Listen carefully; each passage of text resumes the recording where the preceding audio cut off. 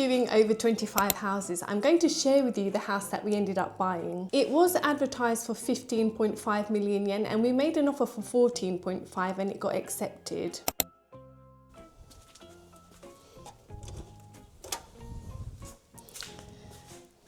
This is the genkan where we take our shoes off.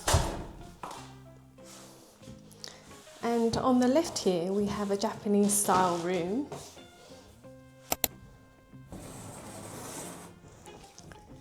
This is our Japanese style room. You can see the traditional shoji and tatami and lots and lots and lots of storage here. This is also listed as a 6 tatami room, which it is, but it doesn't seem to include the storage area, so it's actually a lot bigger. Over here, eventually I would like to have a traditional display with some Japanese items, but for now it's just a bit of storage. When we bought this house, all I was going on about was having a nice balcony, but I didn't realise how important this little part was. This is actually attached to the Japanese style room. It's just a small space, but in the winter, it's absolutely amazing. It's so warm. It's like there's a heater on. I only discovered this space a couple of weeks ago when my mum came over. She was always sitting in here and I was wondering why, but at the moment, we've only got a little chair here. I would like to get a sofa and a table or something, just so that we can spend more time here. As you can see, the temperature is 11 degrees outside, and inside this little space it is, not sure if you can see, 21 degrees. We've also just bought a curtain because everyone who walks past here feels like they need to say hello to us. And sometimes we have our lunch here and you do feel a little bit exposed, so we have got the curtain rail here and the curtain has just come, and also there is some storage here as well. So I didn't realise how important this space is, but if you are looking for a Japanese house, I would highly recommend that you get this. On the right we have our sitting room.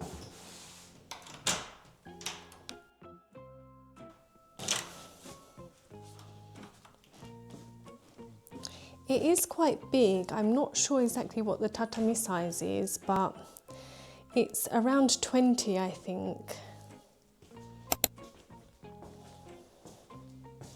This is definitely our most used room. The kitchens do tend to be quite small in Japan.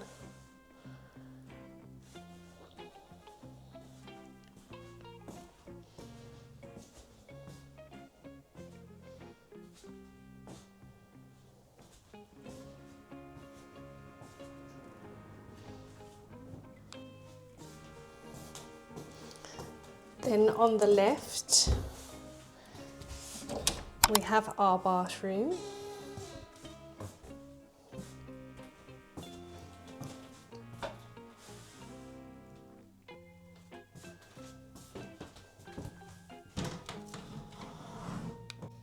This is our bathroom, and in Japan they're more like wet rooms.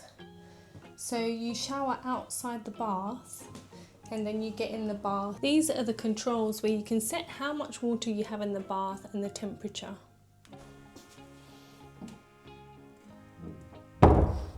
Then ahead of us we have a toilet.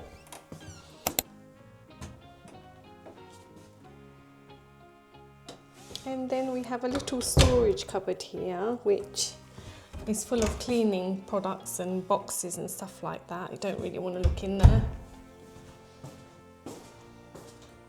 Oh yes, and here's the shoe cupboard. Once we viewed the bottom floor, for me and my husband, even my mum, it did have the wow factor. Every single property that we had seen, one of us had a problem with something. So until we saw the first floor, I still couldn't relax. And it was also every room that I went to, it was like, this is really nice. I went into another one, this is really nice, but I thought, oh no, it's going to be the last room that I hate. Went into the last room and it was lovely, and I was like, this is it. And it was really nice that we all liked the house. It was a little bit further away from what my mum hoped for. The balcony and garden were a little bit smaller than I hoped for, but we did really love it. And actually now looking back, the balcony being the most important thing for me actually isn't really that important, because all people seem to do here is just hang their washing on there. I kind of had an image of me having some drinks on there, having a nice seat on there and things like that, but people don't tend to use their balconies in that way in Japan. So for hanging the washing, the balcony is perfect. And although the garden is a bit smaller than what I wanted for my daughter, there's some really nice parks nearby, so we just take her there. And then if we go up the stairs,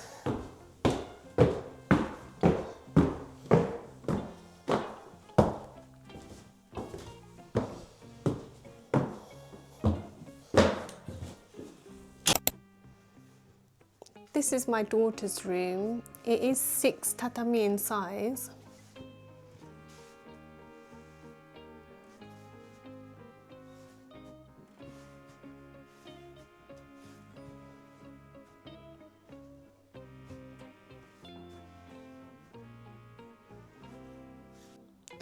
Although it's described as 6 tatami in size, it doesn't include the storage space, which is a bit extra.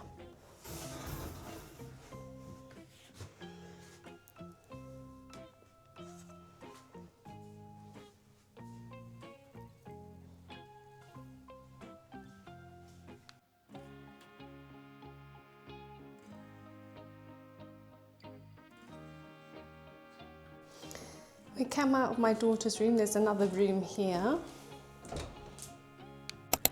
This room is next to my daughter's room and it's the exact opposite of her one.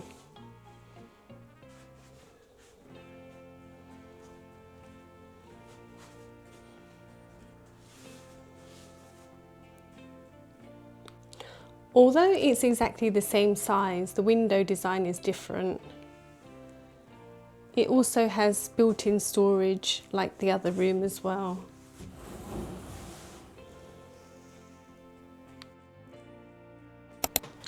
Opposite those rooms is, I guess it's what you would call the master bedroom. Now, I know it's looking very, very bare, but because we overspent on the actual house, we've not been able to furnish it just yet. The size of this room is 14 tatami, so it meant we had to get quite an expensive air conditioning unit. This room also has built-in storage, which we keep futons in just for people who are staying over, but hopefully eventually that will be a proper wardrobe. And there's also this little cupboard here, which is quite small, but I guess it's good for storage. And just while I was walking around, I noticed this little fella. Well, he's not that little, he's quite big actually. I'll get rid of him in a minute. As you can see, there's a lot of light coming into this room, excuse the washing. And it wasn't the balcony that I hoped for, but now that we're living here, I'm quite happy with it. One thing that I didn't like when we bought this house was all the different tones of wood. But I've kind of got used to it now. I would like to change it though.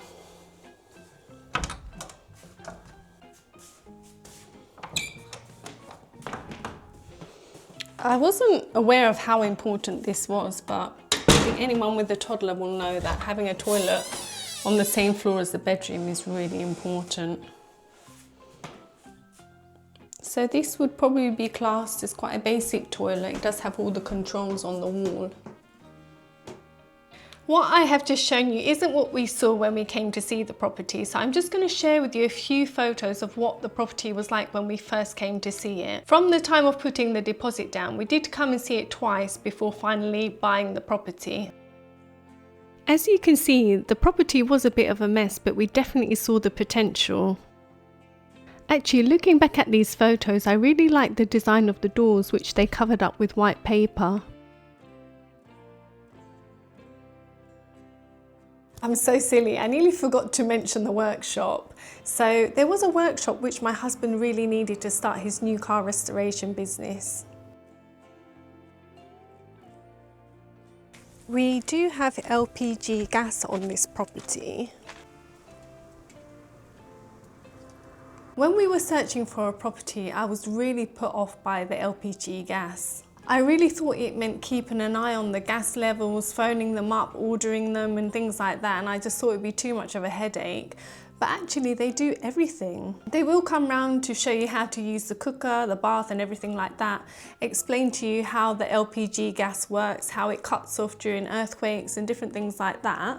They monitor your usage so that it will never run out. They always replace it before it runs out. So it's actually no different from having a mains connected gas, so don't let that put you off. Another thing that really put me off was the septic tank. Every time I read that a property had a septic tank, I was just getting visions of the portaloos at festivals. So it just really put me off. I just thought it'd be smelly, but I have to say there's no problems with it. We didn't realise this until a few months ago, but you do need to arrange for a company to come out and clean it. It is better to do this sooner rather than later because there may be a waiting list, which we are on at the moment. And of course with sewage and septic tanks and things like that, you just don't want things to get out of control. So just make sure you do arrange that when you buy your property. Once we decided to go ahead with the house, we did need to leave a deposit, which was 30,000 yen, which obviously the deposits in the UK are huge. So it was really nothing compared to the UK. Because the estate agent secured the sale before the house was ready, there were some parts of the house where it looked like the builders were a little bit careless. They had spilt some varnish on the floor and there is some glue up the wall. And this ceiling, although it looks fine, at night you can really see the bumps under the wallpaper. They aren't major things, but I think if they hadn't secured the sale, they may have taken a little bit more care. Another great thing about buying a house in Japan, and I'm not sure if this is all estate agents, but our estate agents take care of us for 2 years after. So if we do have any problems 2 years after we've bought the house, they will come out and take care of it. We have already called them a couple of times, once because we had a leaking gutter, and also once because the extractor fan was broken, so they put a new one in there. And also once to fix these tiles. The tiles came off, so they do take care of you for a couple of years after you buy the house. Before purchasing your house, there is something that I would highly recommend, and that is to get a surveyor. Of course, this is an extra cost, but it would just give you that peace of mind that your house is structurally safe before you make. Our surveyor cost 77,000 yen, and he did find a couple of problems. The first problem that he found was with the toilet upstairs. The floor, and you can actually feel it when you're standing on it, it doesn't feel flat. He did say he's not sure if it was just the carpentry was poor or if there's a problem with the house, but we decided to go ahead anyway. The second problem was over here. He pointed out that this length here was too small. Just in case there was a flood or something, it should be higher. But then my husband said, well, if we just dig the soil out, it's a problem that's not too much of a problem. So again, we decided to just go ahead with it. Oh no! Wait, okay. Probably not the best clothes to wear.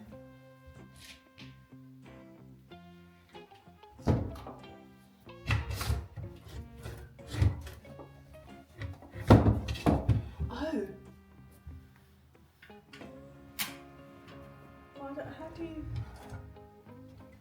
There's something blocking it here. How do I go in? Do you know what? It's like a normal loft. It is a normal loft.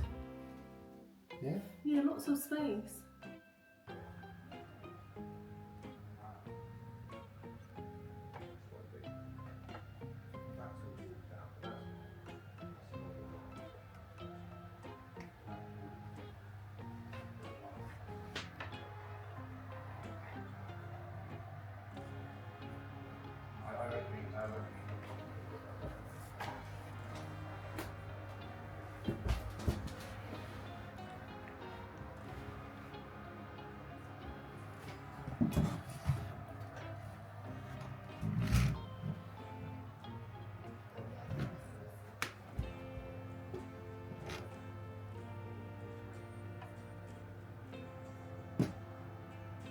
With regards to the estate agent's commission fees, the buyer also has to pay some of this in Japan, whereas in the UK, it's the seller that pays these fees. I do believe the commission is 3%. Our situation was a little bit different because the estate agent owned this house and they're not allowed to charge commission if they own the house. Another thing that your estate agent should provide you with is a map which shows the risk of floods and landslides. Of course, this goes without saying, but just make sure that your house isn't in one of these flood risk areas. I am going to finish this video with something which, looking back now, was really silly, but I'm going to explain it anyway. In the UK, I had been a victim of fraud, and when it came to paying for the house, I was having a real last-minute panic. As the money wasn't going through solicitors like they do in the UK, it was going straight to the estate agent's bank account. I just had this last-minute panic. Although the estate agent was lovely, he did nothing wrong. I tend to find that in Japan, people are quite simple. They don't wear big jewellery, big watches, big gold chains and things like that. But this estate agent, he did have quite a lot of jewellery on and pierced ears and a big watch, and I had a last minute panic thinking, what if he's the Yakuza? And my mum was telling me about property fraud and how people bought property and the property didn't exist and all these things, and I was really getting worked up. If I did transfer that amount of money to someone who wasn't legit, it would have been the end of everything and starting from zero again. So it was a really stressful time, but thank God everything worked out just fine. So that was my experience of buying a house in Japan. It did take 6 months and viewing lots and lots of houses, but we did finally get there. Finally having the keys in our hands was the feeling you can't even describe.